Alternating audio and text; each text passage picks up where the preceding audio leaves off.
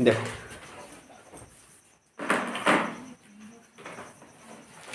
इधर देखना है ना, हम अपन कहाँ थे? प्रकाश के परावर्तन पे। कौन सी यूनिट पढ़ा थे? प्रकाश के परावर्तन यूनिट किरण प्रकाश की। कौन सी प्रकाश की? किरण प्रकाश की। सबसे पहले क्या देखा था उसमें? हमने सबसे पहले देखा था प्रकाश का परावर्तन। जब कोई प्रकाश किरण प्रकाश स्रोत से निकल कर किसी चमकीली सतह पर क्या होती है?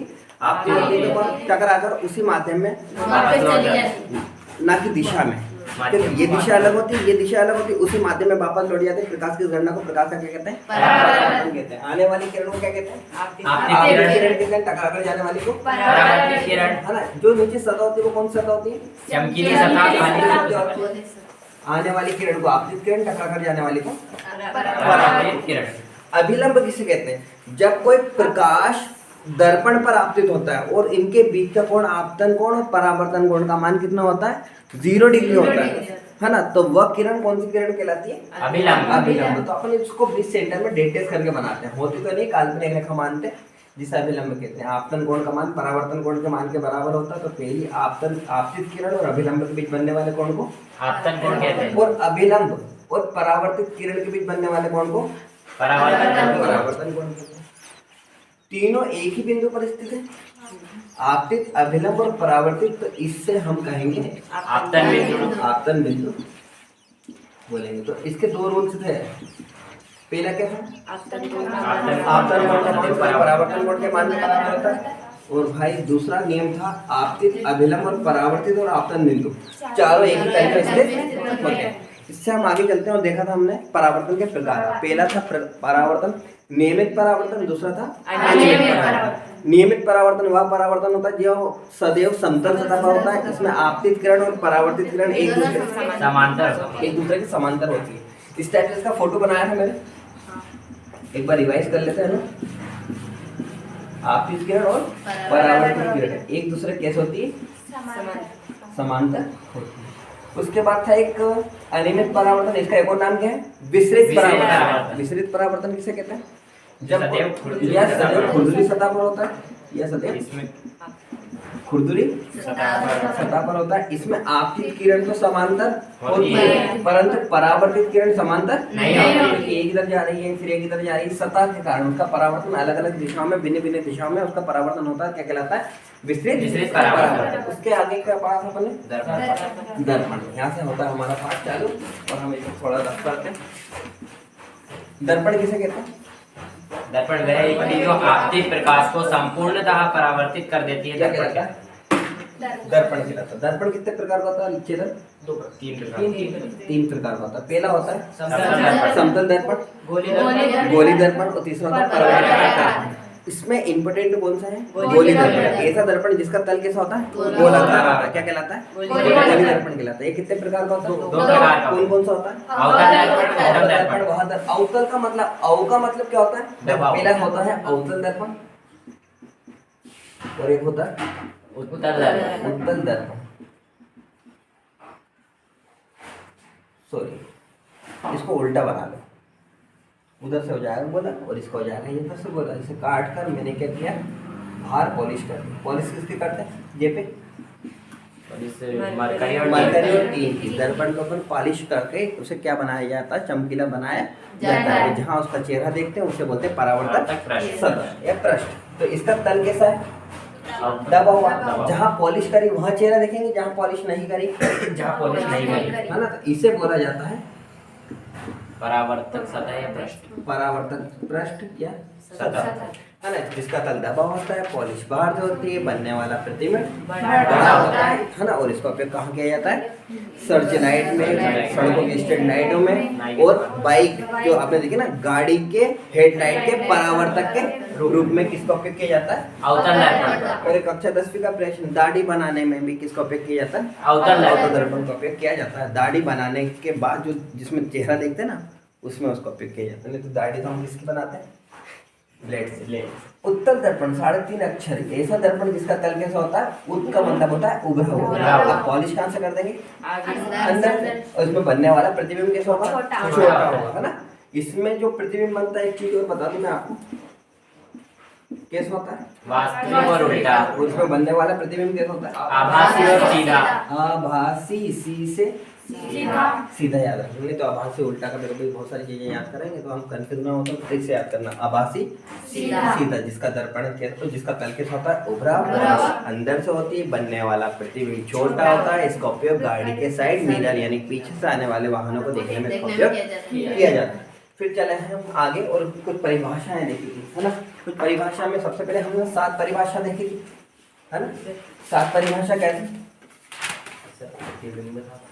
पहले था ध्रुव, अच्छा इसके बाद प्रतिबिंब। प्रतिबिंब तो आपको पता ही है ना, फोटो, इमेज, छाया, काया, पिक्चर, इमेज, है ना, प्रतिबिंब। और यदि मैं अपना प्रतिबिंब इस दर्पण में देख रहा हूँ तो मैं कौन कहलाऊंगा, वस्तु, बिंब, ऑब्जेक्ट बोलते हैं इसको इंग्लिश में, क्या बोलते हैं, ऑब्जेक्ट। और जो अंदर बनेगा उसे बोलेंगे इमेज, प्रतिबिंब या फिर फोटो। चल देखते हैं, ये 2 टाइप का होता है, आपको पता ही है। एक तो वास्तविक होता है और एक आभासी। वास्तविक प्रतिबिंब वास्तविक किरणों से मिलकर बनता है, आभासी प्रतिबिंब आभासी किरणों से मिलकर बनता है। इसे पर्दे पर प्राप्त किया जा सकता है, वास्तविक इसे पर्दे पर प्राप्त नहीं किया जा सकता। और यह जो कहाँ बनता है, प्रतिबिंब उल्टा बनता है। और ये कैसे बनता है, यह समतल, सॉरी, वास्तविक प्रतिबिंब सदैव अवतल दर्पण में प्राप्त होता बनता है, और आपका आभासी समतल दर्पण और एक उत्तल दर्पण में प्राप्त होता है बनता है। चले इसके बारे में हमने देखा था और आगे पढ़े हम कुछ परिभाषाएं। अच्छा, इसको एक चित्र बनाता हूँ, एक चित्र में सभी 7 परिभाषा कंप्लीट करते हैं। चलिए, एक दर्पण बनाया जिसको मैंने बोला गोली दर्पण, क्या बोला, गोली दर्पण। अब मैंने पॉलिश करके नहीं बता रहा हूँ कि अंदर कर रहा हूँ कि बाहर कर रहा हूँ, ये दोनों के लिए है ना। तो गोली दर्पण का मध्य बिंदु क्या कहलाता है, ध्रुव, है ना। धनुष देखा ना, धनुष का भी सेंटर पॉइंट का होता है, बीच सेंटर में यहाँ पे, है ना, वक्र के पास में।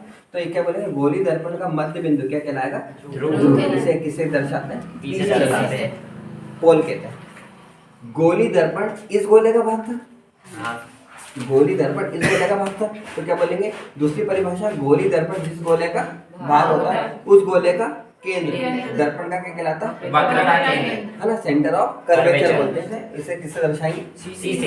इसको मैं मिटा देता हूँ और बोलता हूँ पी और सी को मिलाने वाली रेखा, यानी कि ध्रुव और वक्रता केंद्र को मिलाने वाली रेखा क्या कहलाती है आपकी, वक्रता मुख्य अक्ष, मुख्य अक्ष कहलाती है ना। मुख्य अक्ष को इंग्लिश में बोलते हैं प्रिंसिपल एक्सिस, क्या बोलते हैं। अब क्या बोलेंगे, गोली दर्पण के मुख्य अक्ष के समांतर जो किरण आपतित होती है ना, वो परावर्तन के पश्चात जिस बिंदु से होगा गुजरती उस बिंदु को फोकस कहते हैं। अब गोली दर्पण जिस गोले का भाग होता है उस गोले की त्रिज्या दर्पण की क्या कहलाती है, वक्रता। इसे कैपिटल आर से, इसे इंग्लिश में बोलते हैं रेडियस ऑफ कर्वेचर। इसके बाद हमने देखा था सभी दूरी कहाँ से नापी जाएगी, ध्रुव से नापी जाएगी। यदि मैं पूछूं कि इस क्लास में लड़कियां कितनी हैं तो आप बोलेंगे 1 2 3 4। मैं पूछूं लड़के कितने हैं तो 1 2 3 4। ऐसा तो नहीं कि जहाँ से लड़की खत्म हुई वहीं से लड़के चालू कर देंगे। मैं पूछूं इस क्लास में पंखे कितने हैं तो आप बोलेंगे 1 2 3 4, कि लड़के जहाँ से खत्म हो गए थे 5 से 6 करेंगे। हर वस्तु को अलग अलग गिनने के लिए, अलग अलग वस्तु को गिनने के लिए कहाँ से स्टार्ट करते हैं हम, 1 से। उसी प्रकार से सभी दूरी को नापने के लिए कहाँ से स्टार्ट करेंगे, पी से, ध्रुव से। आ रही ना बात समझ में। जैसे 1 से चालू करेंगे तो सभी दूरी कहाँ से चालू करेंगे, पी से। तो पी से एफ के बीच की दूरी, पी से एफ के बीच की दूरी हमारी क्या कहलाएगी, फोकस दूरी कहलाती है ना। और एक और क्वेश्चन था द्वारक, एक परिभाषा थी, तो इसको ऐसे एडजस्ट करके निकाल देना और बोलना वृत्ति नियम वाले व्यास को क्या कहते हैं, द्वारक कहते हैं। इसे 7 परिभाषा थी और इससे हम आगे चले और देखा था हमने क्या, गोली दर्पण के नियम। कितने नियम होते हैं, 3 नियम होते हैं। इतना देखते रहे ना, रेड चल रहा है, रेड चल रहा है, ग्रीन चल रहा है, ग्रीन चल रहा है,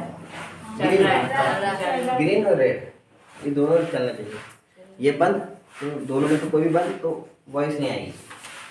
वो बंद होगा तो मेमोरी फुल है, हालांकि खाली नहीं करा उसको मैंने, खाली हो चाहिए। रिकॉर्डिंग के लिए एक तो होना चाहिए कोई सा भी, इसे कट कर देना, ठीक है।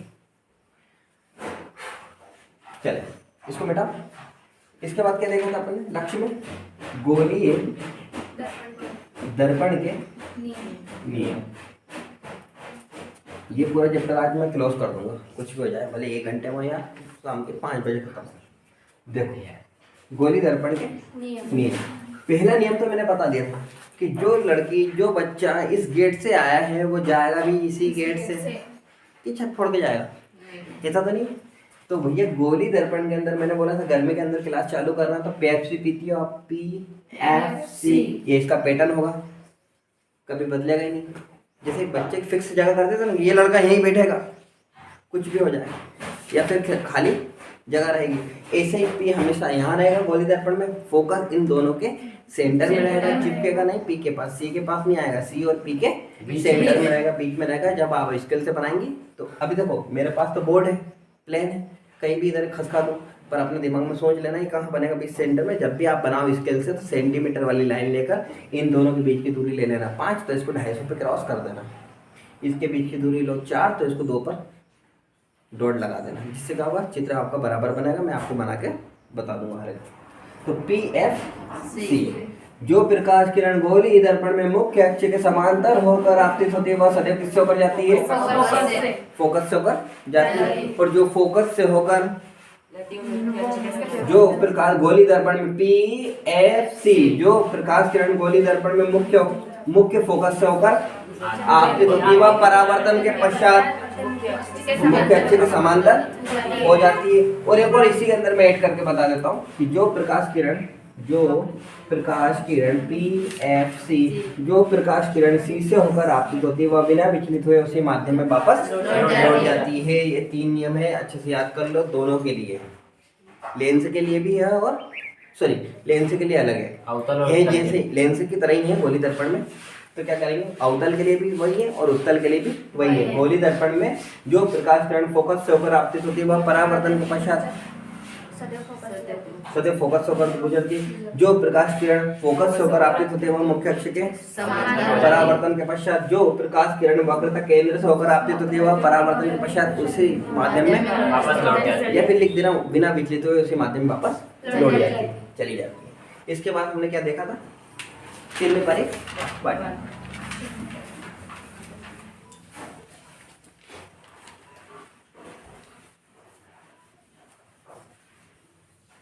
चिन्ह परिपाटी क्या कहती है साधना? चिन्ह परिपाटी कहती है गोली दर्पण हो अवतल हो या उत्तल हो, ये है आपका मुख्य अक्ष। आ रही बात समझ में? मुख्य अक्ष के ऊपर दाईं ओर हो या बाईं ओर हो, आपकी वस्तु हो या इमेज हो, ऊपर है तो सीधी, ऊपर है तो सीधी, और नीचे है तो उल्टी। तो उल्टी को लिखते हैं नेगेटिव और ऊपर को लिखते हैं पॉजिटिव। ऊपर है तो सीधी पॉजिटिव और नीचे है तो नेगेटिव। दिक्कत वाली बात? आगे हो या पीछे, दाईं ओर हो या बाईं ओर, ऊपर है तो पॉजिटिव और नीचे है तो नेगेटिव। अब बात करें दूरी की, सभी दूरी कहाँ से नापी जाएगी? ध्रुव से। सभी वस्तुओं को गिनने के लिए, अलग अलग वस्तुओं को गिनने के लिए किससे स्टार्ट करेंगे अपन? 1 से। उसी प्रकार से सभी दूरी को नापेंगे कहाँ से? P से। अपने दिमाग, अपनी खोपड़ी के अंदर ये सेव कर लो कि अंदर की ओर इस साइड कौन सा होता है? दाएं होता है। तो दाएं ओर जितनी भी दूरी होती है उन्हें किस में नापा जाता है? दूरियों किस में नापा जाता है? नेगेटिव। नहीं आएगा। और जैसे गोले के यानी कि हम बाईं ओर जाएंगे तो सभी दूरी काय में नापी जाएगी? पॉजिटिव में दूरियां नापी जाएगी। अभी आपको 1-2 बार जब मैं करवाऊंगा ना ये क्वेश्चन तो अपने आप समझ में आ जाएगा। चले, नेगेटिव और पॉजिटिव, फंडा खत्म। ऊपर है तो सीधी, नीचे है तो है ना। आप सीधे खड़े हो तो पॉजिटिव, और मैं नीचे हो जाऊँ तो सर्कस की लड़कियां हो जाती नीचे, वो रस्सी पे क्या हो जाती, पैर को नीचे करके नीचे लटक जाती, तो वो क्या, जैसे बंदर लटक जाता पूरा, तो नीचे लटक गया तो उल्टा, और सीधा हो जाए तो सीधा। तो समझ जाना है बंदर है, ऊपर है तो सीधा, नीचे है तो उल्टा। अब दूरी में है ना, थोड़ा ध्यान रखना, दूरी के अंदर टेंशन हो जाती है, क्योंकि अपन जितने भी डेरिवेशन करेंगे वो किससे निकालेंगे? दूरी से। 11 सरल है, 12, तो दूरी में ध्यान रखना बस इतनी सी बात। यदि दाईं ओर है तो सभी दूरी काय में आएगी? माइनस में, नेगेटिव में आएगी। और जैसे इधर आएंगे पॉजिटिव। अब देखो मैं तो अवतल का बता रहा हूँ, उत्तल की बात करें तो उत्तल में जितनी भी दूरी होगी सब पाई में होगी, प्लस में, और इस साइड होगी तो माइनस में। दोनों के लिए सेम है। चले, उसके बाद हमने देखी अवतल और उत्तल कुछ स्थितियाँ, है ना, याद है ना? कितनी स्थिति अवतल की? 6 और उत्तल की 2। है ना, बताना जरूरी तो नहीं है ना, याद है। अपन नया क्वेश्चन पढ़ते हैं, नया क्वेश्चन बताओ क्या था, कुछ हेडिंग थी तो आज क्लास चालू करते हैं, है ना। 12th क्लास का पहला डेरिवेशन स्टार्ट होने जा रहा है। 12th क्लास का पहला डेरिवेशन समझ गए, जिसमें सूत्र की क्या करेंगे अपन, स्थापना करेंगे, नियमित करेंगे। और ऐसी इतनी सारी चीजें यार भाई एक ही बार में आपको समझ में आ जाएगी, इसलिए पूरा फोकस यहीं रखना ना, इस साइड मत देखना। चले क्वेश्चन समझो पहले, ये लगा कि गोलीय दर्पण में R बराबर 12, क्या है, R बराबर 12 या इस क्वेश्चन को ऐसे कर दो, R को क्या बोलते हैं, वक्रता त्रिज्या एवं F को क्या बोलते हैं, फोकस दूरी। फोकस दूरी, स्मॉल f को फोकस दूरी के बीच क्या बताना आपको, संबंध बताना। अब बताओ, इसमें कुछ समझ में नहीं आया, हिंदी में लिखा हुआ है तो सबको समझना है कि वक्रता त्रिज्या कौन हो गई, R, और फोकस दूरी कौन हो गई, और R बराबर क्या होता है हमेशा, मैंने बताया था, एक बार फिर से देखो क्वेश्चन, फिर से समझेंगे, फिर उसका आंसर निकालेंगे। P, F और ये C। अब P और C के बीच सेंटर में कौन है, और F से P के बीच की दूरी कितनी है भाई मेरे, और C से P के बीच की दूरी कितनी है। अब ये माना कि 10 है, कितना है 10, और ये कितना है 5, तो ये कितना होगा 5। सिंपल सी बात है, ये F है, ये R है, तो ये भी कितना होगा F, ये F है तो ये भी F होगा, ये 5 है तो ये भी 5 होगा, टोटल कितना है R, बीच सेंटर में कौन है, तो F से P के बीच की दूरी F, स्मॉल f, तो P से C की दूरी कितनी होगी। अब टोटल R बराबर में लिख सकता हूँ F प्लस F, और जब F और F जुड़ेगा तो कितना हो जाएगा आपका 2F, और यदि मैं F का मान निकालूं राजपाल तो क्या हो जाएगा R/2। आ रही बात समझ में। अब इसको हिंदी में कैसे कह सकते हैं, इसे कह सकते हैं वक्रता त्रिज्या फोकस दूरी का कैसा होता है, दुगना, और फोकस दूरी वक्रता त्रिज्या कैसे होती है, कभी कभी अपन देख के मोटे लड़के को बोल देते ना कि यार तेरा डबल है ये, एक मोटा लड़का अपन दुबले पतले को कंपेयर करें तो क्या बोलते हैं कि भाई ये तेरा डबल है, ये मोटा है ये पतला है, भाई तेरा डबल है ना। वो मोटे से बोले तो तेरा तो ये आधा है, तेरा तो ये आधा है, तो R/2 वक्रता त्रिज्या कैसे होती आधी, और फोकस दूरी कैसे होती वक्रता त्रिज्या दुगनी। ये आपको संबंध निकालना है, हिंदी में लिखा जाए क्वेश्चन तो आपको ये समझ जाना है, वैसे तो ऐसे आएगा ही नहीं। अथवा क्वेश्चन बता रहा हूँ, ऐसे भी आ सकता है, सिद्ध कीजिए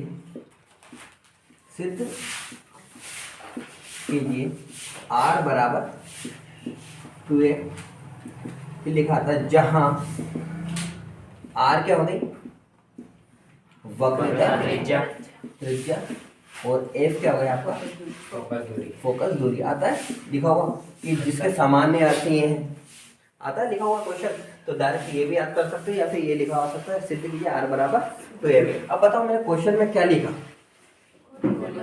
गोली दर्पण हर्षिता कितने प्रकार का होता है, दो, अवतल और उत्तल। अब दोनों के लिए सेम होगा ये, तो अवतल के लिए भी होगा और उत्तल के लिए भी होगा, तो हमें दो क्वेश्चन मिलेंगे यहाँ पे। तो पहले किसके लिए पढ़ेंगे हम, अवतल दर्पण के लिए, किसके लिए पढ़ेंगे, और फिर किसके लिए पढ़ेंगे, उत्तल दर्पण के लिए। तो क्वेश्चन आप इसे नोट करें, इसे छोड़ दें, और फिर अपने इसको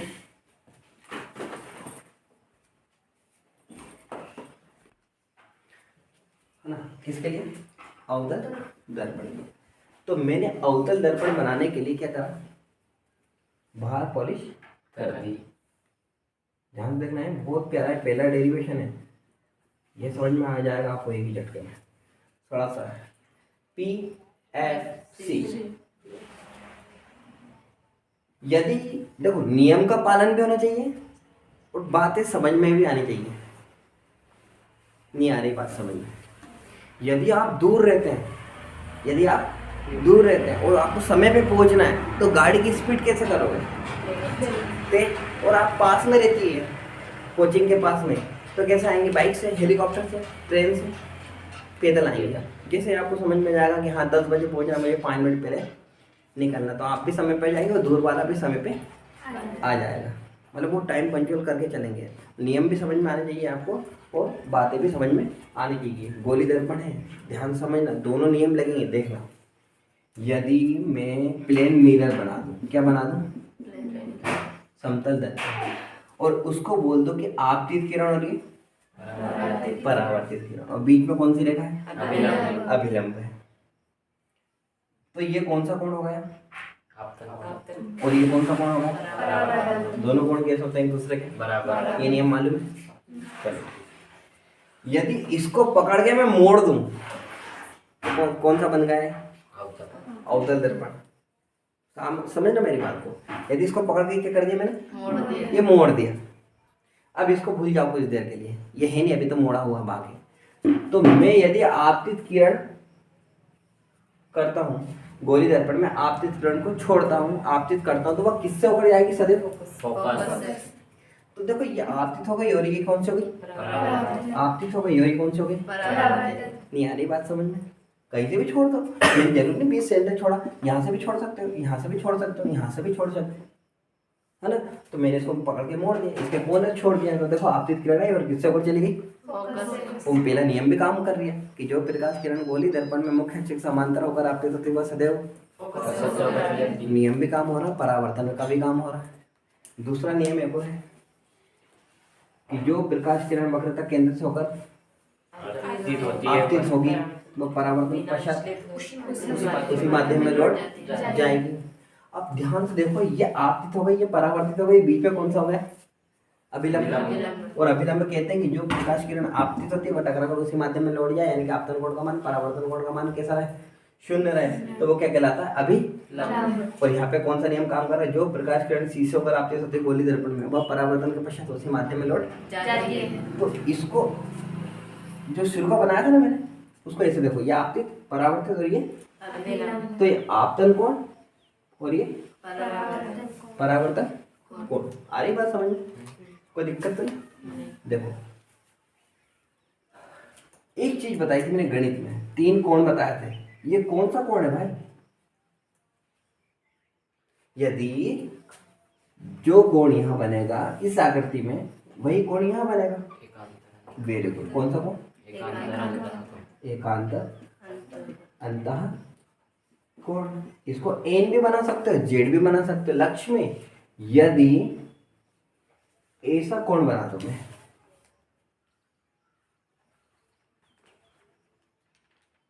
तो ये कौन सा कोण बनेगा? संगत। कौन सा कोण बनेगा? संगत। इसे बोलेंगे संगत कोण। और एक और था, एक ही मुंह पे बनने वाला। Very good. एक्स जैसे आकृति हो, है ना, या फिर इधर हो या फिर ऊपर नीचे हो, तो कौन सा कोण बनेगा आपका? सम्मुख कोण। इसमें टेंशन नहीं होना चाहिए, तीनों कोण में। 3 ही कोण चलेंगे फिजिक्स के अंदर बस। ये देखा क्या अलग से आया तो बहुत मुश्किल है। बाकी बायो वाले के लिए इतना बता दो, 3 तो याद कर सकती हो, गणित वाली टेंशन है वो तो। बाकी 3 के अलावा नहीं आएगा आपको। अभी पढ़ते पढ़ते 10 दिन भी नहीं हुए 12th, वो मुझे कितना होगा? 12 साल से ऊपर होगा। तो मुझे तो इतना मालूम है कि हाँ, आपको 3 कोण के अलावा फिजिक्स में नहीं आएंगे, और आएंगे तो इसको अपन देखेंगे, पर बेसिक कोण आएंगे, 3 कोण आएंगे। अब ध्यान से देखो, मैंने इसलिए बताया आपको कि पहली बार पहला डेरिवेशन पढ़ना। ये कौन सा कोण हुआ? सॉरी, ये कौन सी किरण हो गई? ये कौन सी हो गई? ये कौन सा हो गया? समझने के लिए नियम भी काम कर रहा हूँ। आपतन कोण का मान सदैव कौन सा कोण के बराबर? परावर्तन कोण के मान के बराबर। अब देखो, जो जेड जैसी आकृति बन रही है यहाँ पे, बन रही, तो जो कोण यहाँ बनेगा वही कोण किसके कारण?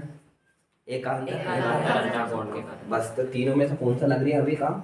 एकांतर कोण। फिर से जो कोण यहाँ बन रहा है वही कोण यहाँ बनेगा, और ये दोनों कोण किससे बने? परावर्तन के नियम से। आपतन कोण का मान सदैव परावर्तन के मान के बराबर।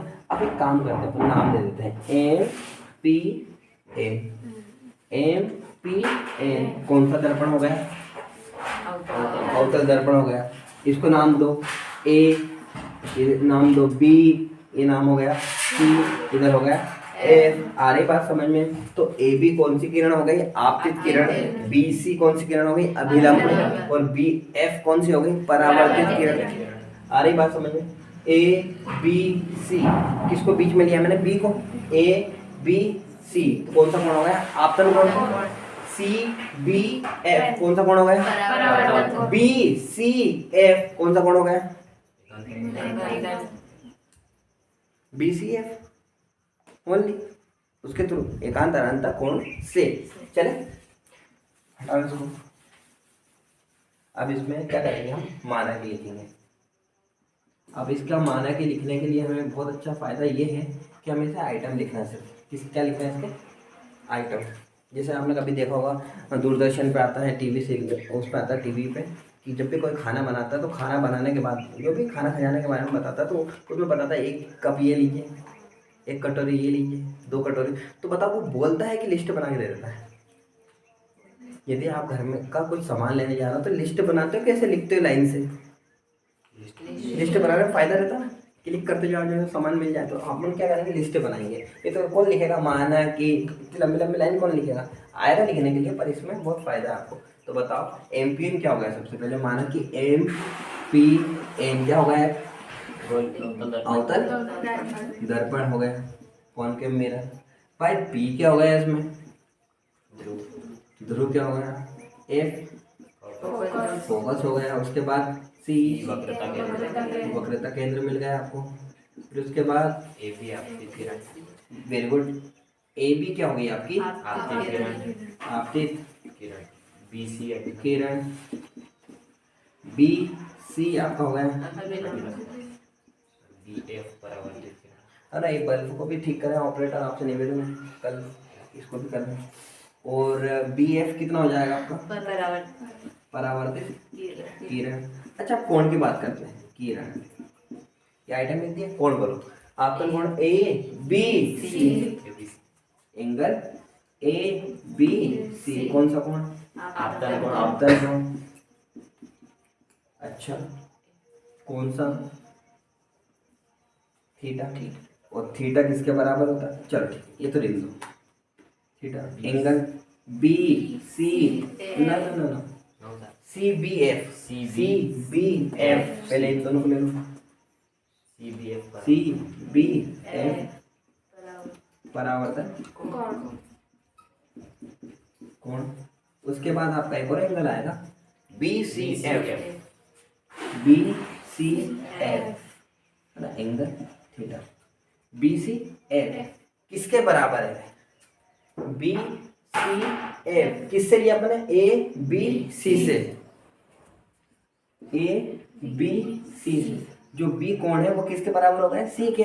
कौन सा कोण? Angle theta. किसके कारण? एकांतर अंतः कोण के कारण। एकांतर अंतः कोण के कारण बोले तो से। हो गया? यहाँ तक इसका आइटम लिख दो, बहुत सिंपल है। फिर से देखना है बहुत सारा। एम पी एन क्या हो गया? पी क्या हो गया आपका? एफ क्या हो गया? सी क्या हो गया? ए बी क्या हो गई? आपतित किरण। ए बी आपतित किरण। बी बी एफ परावर्तित किरण। बी सी क्या हो गया आपका? अभिलंब हो गया। कौन की बात करें तो कौन ध्यान से देखना, निगाह मत हटाना। ए बी सी आपतन, सी बी एफ परावर्तन। बी सी एफ किसके कारण बराबर हुआ? ए बी सी के कारण बराबर हुआ। क्यों? एकांतर अंतः कोण। अब चलते हैं आगे। छोटा सा डेरिवेशन है और सिद्ध क्या करना हमें? आर बराबर 2n। अभी बोर्ड है तो मैं साइड में चित्र बना रहा हूँ, साइड से लिख रहा हूँ, फिर बीच में सेटिंग कर रहा हूँ। तो आपको क्या करना है, जब लिखना है ना फेयर कॉपी में, तो सबसे पहले क्या लिखेंगे आप? क्वेश्चन। और जो भी सिद्ध करना है उसे बॉक्स में बनाएंगे। फिर उसके बाद क्या लिखेंगे? चित्र। पूरा फिजिक्स किस पे डिपेंड है? डेरिवेशन चित्र पे। सॉरी, आपको क्या बनाना? चित्र बनाना। और फिर आपको जो आपने माना की है उसकी लिस्ट बना के फिर डेरिवेशन चालू करना है। इस क्वेश्चन को कितने में दे सकते हैं? 3 अंक या फिर 1.5 अंक। सॉरी 2 अंक के भी आते हैं एनसीईआरटी में, एमपी बोर्ड में 3 अंक के भी आते हैं और 4 अंक। तो 4 नंबर के औकात का नहीं है ये, 4 नंबर वाला है ही नहीं, दम तोड़ देगा इतनी देर में। तो चले, इतना आइटम आप चित्र बना के लिख सकते हैं। अंदर की चांद अब बताने जा रहा हूं, बोलिए। आपको एक त्रिभुज दिख रहा है,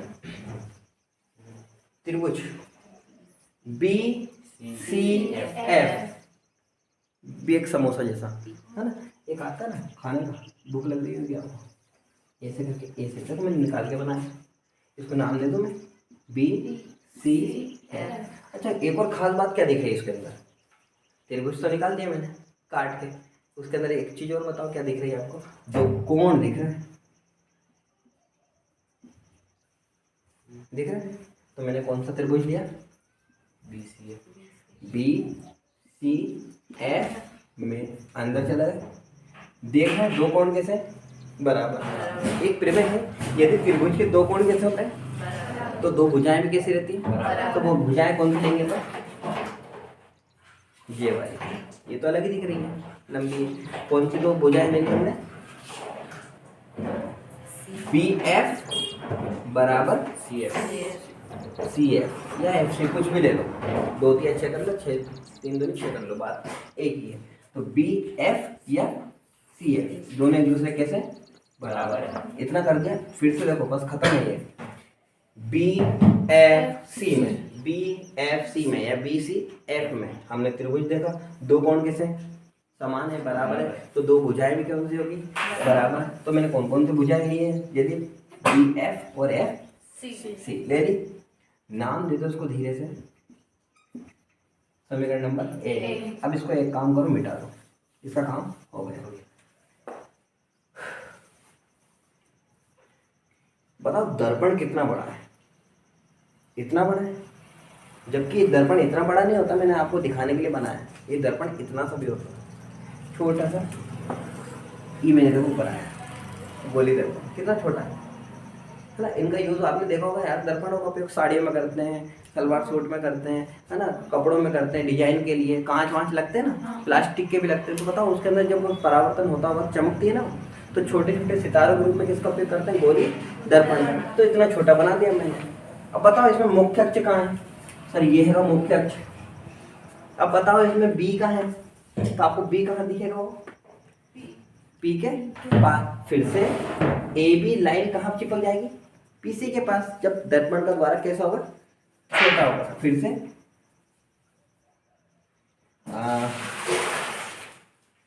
यदि दर्पण छोटा हो, क्या हो, अर्थात जब दर्पण छोटा सा होगा तो उसका द्वारक भी कैसा होगा, छोटा, अर्थात दर्पण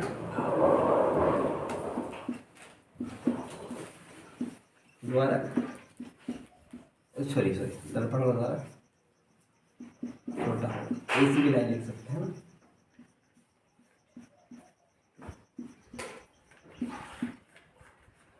तो बताओ बी एफ कहाँ जाएगा, पी एफ के पास, चूंकि देयरफॉर बी एफ कहाँ जाएगा, पी एफ के पास। अभी दर्पण इतना बड़ा है, इतना बड़ा है, इतना बड़ा है, इतना बड़ा है, तो आपको अभी तो दिख रही है, अभी तो दिख रही है। तो जैसे छोटा होता जाएगा तो वो लाइन कहाँ चिपक जाएगी, मुख्य अक्ष के पास। तो जब दर्पण छोटा हो तो आपका जो बी एफ है भुजा, वो कहाँ हो जाएगी, बी एफ के बराबर हो जाएगी। तो आपको कहीं दिख रहा है समीकरण नंबर 1 में बी एफ, वहां पे क्या लिख देंगे, पी एफ। तो समीकरण नंबर 1 से बी एफ का मान कितना लिख दिया अपने, और बराबर में कौन है आपका, खत्म। कितने पक्ष हो गए लक्ष्य में, 2।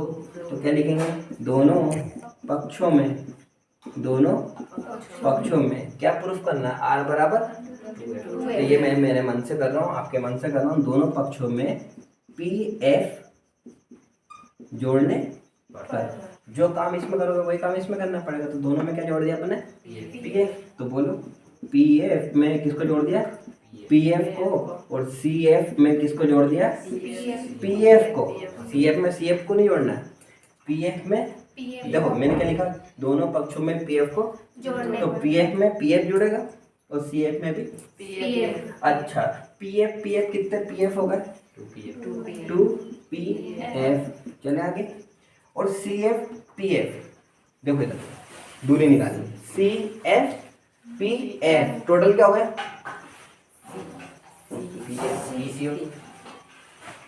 AB और BC, तो कितना चला मैं AC, एक प्रारंभिक और एक अंतिम बिंदु, नहीं आ रही बात समझ में, BC हो गया। अरे भाई CF यहाँ तक चला, फिर FP FP या PF, तो टोटल कितना चला PC, तो बराबर PC।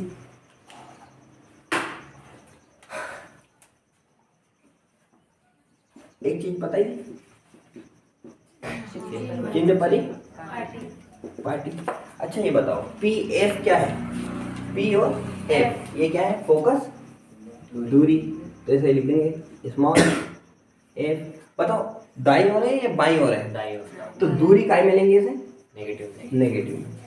P और C, PC भी आ रहा है, P और C ये क्या हो जाएगा हमारा कैपिटल R, वक्रता त्रिज्या किस साइड है, दाईं ओर है, तो काय में आएगी माइनस में, बोला मैंने बोला था ना, दाईं ओर होगी तो सभी दूरी काय में आएगी, और बाहर की ओर होगी तो बाईं ओर होगी तो प्लस में। तो लिखेंगे हम PF क्या हो गया आपका, फोकस दूरी किस में नापी जाएगी, स्मॉल f माइनस में, और PC क्या है आपका वक्रता त्रिज्या जो माइनस R में नापी जाएगी, क्योंकि तो 2 का 2 और PF की जगह पे क्या लिख देंगे, माइनस का F बराबर PC की जगह पे लिख देंगे माइनस का, माइनस माइनस कैंसिल नहीं होता, प्लस होता है, वो माइनस इधर आ जाता है और प्लस हो जाता है, तो अपन देसी भाषा में बोलते हैं माइनस माइनस कैंसिल या प्लस बोल दो। तो क्या बचा ओवरऑल हमारे पास 2F बराबर R, और ये हमें क्या करना था, सिद्ध करना था। सिद्ध करने के लिए ये एंड अबरम है, तो इस एंड को अच्छा खत्म करने के लिए क्या करेंगे आप, जैसा उसने दिया था वैसे ही लिख देना। यहाँ बता रहा हूँ मैं, R बराबर 2F। अच्छा R क्या था यहाँ पे, तो यहाँ लिखना वक्रता त्रिज्या बराबर 2 इंटू कौन, फोकस दूरी, और इसे बॉक्स में पैक करना हिंदी में और प्लस ये वर्डिंग में, और ये हो जाएगा आपका।